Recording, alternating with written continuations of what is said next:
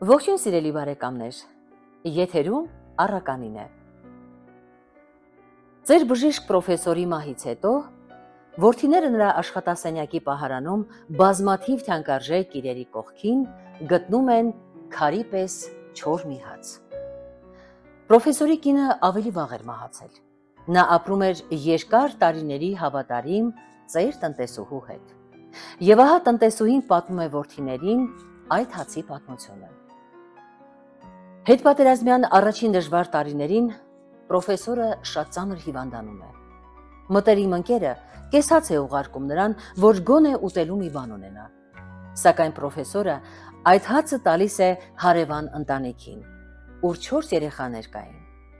Նրանք իրենց հերթին հիշում են մի փոքրիկ խցում ապրող խեղճ այրի հարևանուհուն ու թանկարժեք հացը ուղարկում նրան։ Այրին էլ հացը չի ուտում։ Նա այն տանում է հարևանությամբ ապրող աղջկան, ով միայնակ 2 երեխաներ էր մեծացնում։ Երիտասարդ կինը իսկույն մտածում է հիվանդ բժշկի մասին,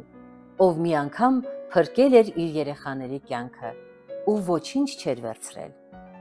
Ահա հրաշալի առիթ է ինչ որ ձևով վարձահատույց լինելու, եւ հացը տանում է պրոֆեսորին։ Քանի դեռ աշխարհում այդպիսի մարդիկ են ապրում, ապագայի համար վախենալ պետք չէ, ասում է պրոֆեսորը, երբ նրա ձեռքում հայտնվում է իր իսկ հացը։ Այս հացը շատերին կշտացրեց, թե ոչ ոք չկերավ։ Այն սուրբ է եւ պատկանում է Աստծուն։ Նա հացը դնում է պահարանում եւ ամեն անգամ, երբ կորցնում է հույսը, նայում է այդ հացին։ Այն հույսի հացն էր։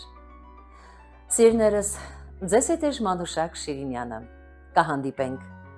լավ մնացեք։